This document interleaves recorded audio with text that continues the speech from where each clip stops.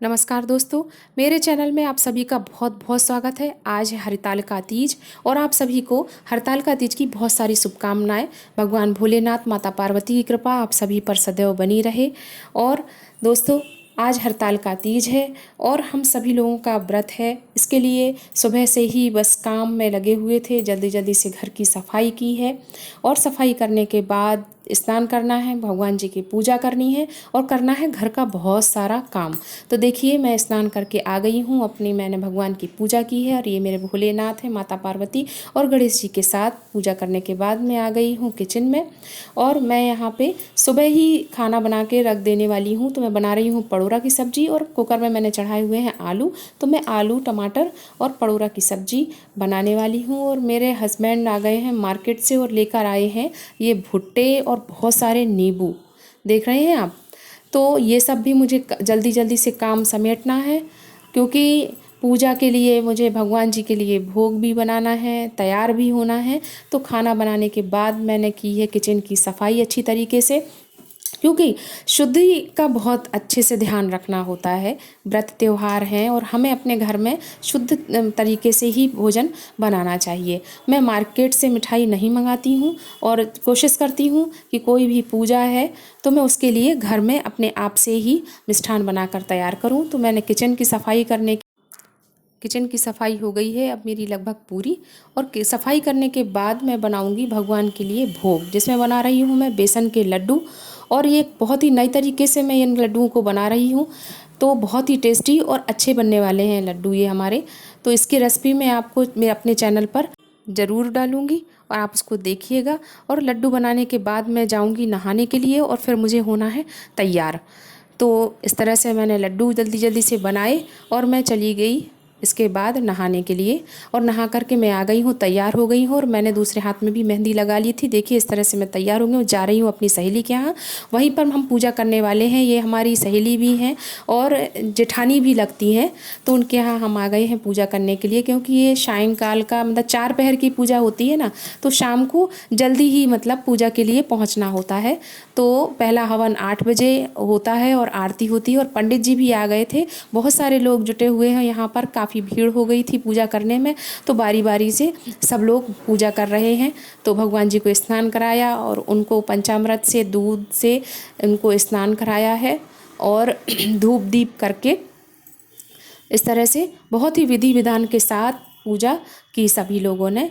और पंडित जी आए हुए हैं, तो वो अब सब लोगों को सुनाएंगे हरतालिका तीज की कथा। और फिर इसके बाद हम सब लोग मिलकर करेंगे आरती। और देखिए, सब कितने खुश हैं और कितने उत्साह के साथ भगवान जी की पूजा कर रहे हैं। देखिए इस तरह से। और सब अपने अपने घर से तरह तरह के पकवान बना करके लाए हुए हैं और भगवान को चारों तरफ से, उनकी चौकी के चारों तरफ सबने रखा हुआ है। श्रृंगार भी देखिए रखा हुआ है। हमारे यहाँ काली चूड़ियाँ चढ़ाई जाती हैं, जिनको कचेरा बोलते हैं। तो वो सब श्रृंगार इधर पे रखा है और अब कर रहे हैं आरती। और सभी लोगों ने आरती की, भगवान से सुख समृद्धि और सौभाग्य के वरदान मांगने के लिए सब लोग आरती कर रहे हैं। और मतलब सबके मन में एक मनोकामना होती है कि हे ईश्वर, सदा हमारे परिवार पर अपनी कृपा दृष्टि बनाए रखें। माता पार्वती सौभाग्य से सौभाग्य सबका बनाए रखें। और आरती और संकल्प करने के बाद पंडित जी चले गए हैं और सभी लोग बैठ गए हैं भजन करने के लिए। तो यहाँ पे कर रहे हैं भजन।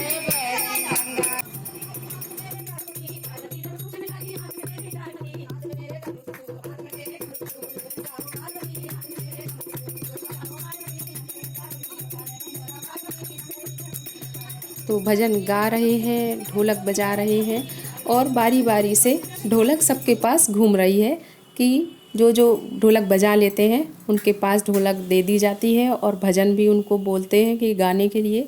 तो अब मेरी बारी आई है, तो अब मैं ढोलक बजा रही हूँ और गा रही हूँ शिव पार्वती विवाह का एक बहुत ही अच्छा भजन।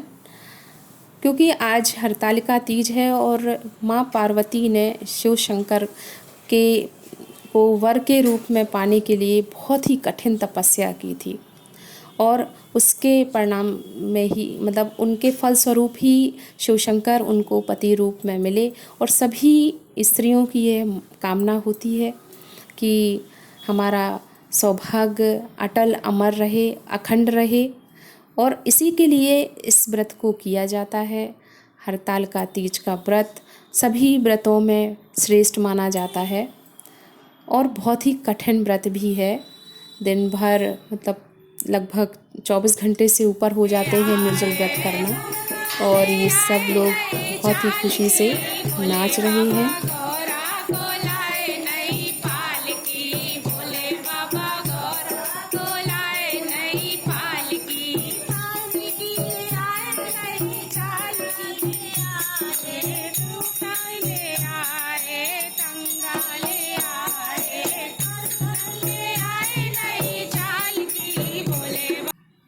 और अब बज गए हैं रात के 12 और दूसरे पहर का हवन हो रहा है यहाँ पर, और आरती की जाएगी। तो दूसरे पहर का हवन किया है और अब की है आरती। चारों पहर इस पूजा में चारों पहर हवन और आरती की जाती है। तो दूसरे पहर की आरती और हवन के बाद ये दोनों ही लोग फिर से नाचने गाने में लग गई हूँ। और ये है हमारी पड़ोस की भाभी, जो बहुत ही हंसमुख स्वभाव की हैं और हंसी ठिठोली करती रहती हैं। और ये रात में रहीं तो पता ही नहीं चला, एक पल भी किसी ने मतलब जमाई लेने की भी नहीं सोची, कि रात भर बस ऐसे ही सब बैठे रहे, नाचते रहे, गाते रहे, और बड़ी ही हर्ष के साथ हम लोगों ने इस मतलब तीज के त्यौहार को मनाया है। और 3 बज गया है, ये तीसरा हवन और आरती हो रही है तीसरी बार। और फिर इसके बाद अब होगा मतलब ब्रह्म मुहूर्त का 4 बजे 4:30 बजे हम लोग हवन करते हैं। तो अब होगा चौथे पहर का हवन, और इस के बीच में आरती करने के बाद सभी लोगों ने बैठ कर के अच्छी तरीके से ओम नमः शिवाय का जाप किया।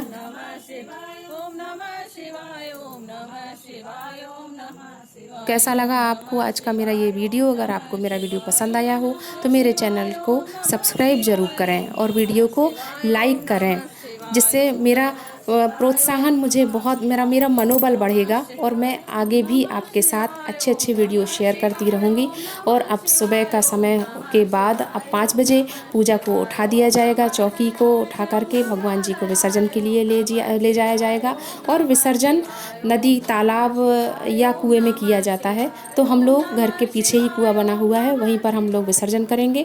और वीडियो को अंत तक ज़रूर देखिएगा, बहुत ही ज़रूरी बात मैं इसमें बताने वाली हूँ। तो अब हम आ गए हैं विसर्जन के लिए, और यहाँ पर भगवान जी का विसर्जन कुएं में कर देंगे। और आज है गणेश चतुर्थी, तो गणेश चतुर्थी पर भी मैंने अपने घर में भगवान जी की अपनी पूजा की हुई है, गणेश जी को दूर्वा अर्पण की है, और विधि विधान से धूप दीप अक्षत और मोदक का भोग लगाया है, दीपक जलाया है और उनकी आरती की है। फ्रेंड्स, आज के दिन आपको एक बात का बहुत ध्यान रखना है कि आज आपको चंद्रमा का दर्शन नहीं करना है। आज के चंद्रमा के दर्शन करने से आप कलंक लगता है, ऐसा हमारे शास्त्रों में कहा गया है। और यदि भूल से चंद्रमा का दर्शन आप कर लेते हैं तो एक मंत्र जो मैं स्क्रीन पर अभी दूंगी, उसका आपको जाप करना है। मिष्ठान और फल गणेश जी के सामने आपको रख करके दान करने हैं और श्री गणेशाय नमः का जाप करना है। तो अब मिलते हैं अगले वीडियो में। गणपति बप्पा मोरया।